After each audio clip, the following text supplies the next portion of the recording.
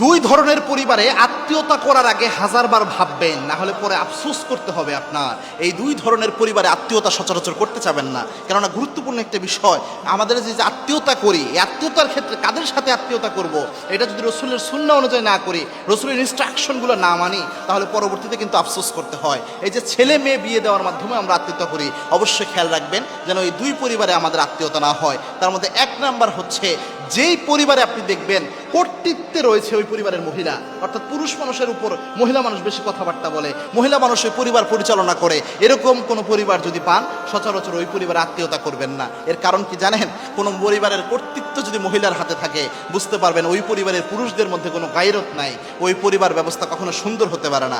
এবং কি একটা হাদিস সুস্পষ্টভাবে আল্লাহর হাবিব ইসলাম জানিয়েছেন, কোনো কওমের নেতৃত্বে যদি কোনো নারীর হাতে থাকে, ওই কওম কখনো সফলতার মুখ দেখতে পারে না।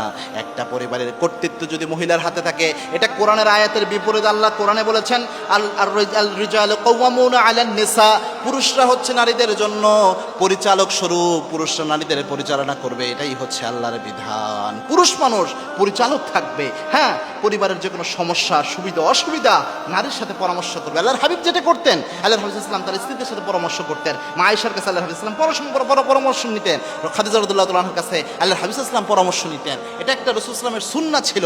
তবে কর্তৃত্বের বিষয়টা এটা থাকতে হবে পুরুষের হাতে। আপনি কোনো পরিবার থেকে একটা মেয়ে নিয়ে এসেছেন, যেই পরিবারের কর্তৃত্ব ছিল মহিলার হাতে, ওই পরিবারের মেয়েটা তার মাকে বা তার চাচাকে যদি দেখে যে কর্তৃত্ব দিয়ে অভ্যাস, ওই পরিবারের মেয়েটাও যখন আপনার ঘরে আসবে, এসে সে কর্তৃত্ব খাটাতে যাবে, তার মধ্যে মেয়ে সুলভ যে জিনিসটা, ওইটা ওইভাবে থাকবে না। এজন্য এভাবে তখন অশান্তির কারণ হয়। আবার আপনার ছেলে, আপনার মেয়েকে আপনি বিয়ে দিলেন এমন পরিবারে, যেই পরিবারে কর্তৃত্ব হচ্ছে মহিলার হাতে, তখন আপনার মেয়ের উপর সর্বোচ্চ খবরদারি, সর্বোচ্চ প্রেশার ওই মহিলা কায়েম করতে যাবে। এটা খুব মারাত্মক একটা বিষয়, এই জন্য এটা খুব বেশি খেয়াল রাখবেন। দুই নাম্বার হচ্ছে, যেই পরিবারে মেয়েদের কোনো সম্মান নাই, এরকম পরিবার আত্মীয়তা করবেন না। বলতে পারেন এটা আবার কেমন কথা? মনে রাখবেন, একজন সম্মানিত একটা ভালো পরিবার সব সময় মেয়েদের সবচেয়ে বেশি দাম দেয়, সবচেয়ে বেশি মেয়েদের মূল্যায়ন করে।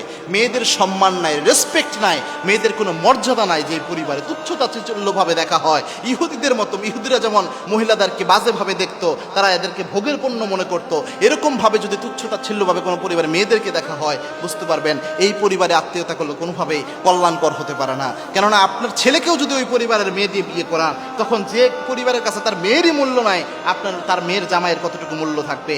আবার আপনার মেয়েকে যদি ওই পরিবারে বিয়ে দেন, যাদের কাছে মেয়েদের কোনো মূল্যই নাই, আপনার মেয়ের কতটুকু মূল্যায়ন সে দিতে পারবে? এই জন্য খুব গুরুত্বপূর্ণ একটা বিষয়, মেয়েদের সম্মান করা। ইসলাম যতটুকু মেয়েদের অধিকার দিয়েছে, পৃথিবীর অন্য কোনো রিলিজিয়ন এটা দিতে পারে নাই। এই জন্য আমাদের উচিত হচ্ছে এই বিষয়গুলো খেয়াল রাখা। আল্লাহ আমাদের বুঝার তৌফিক দান করুন। আল্লাহুম্মা আমিন।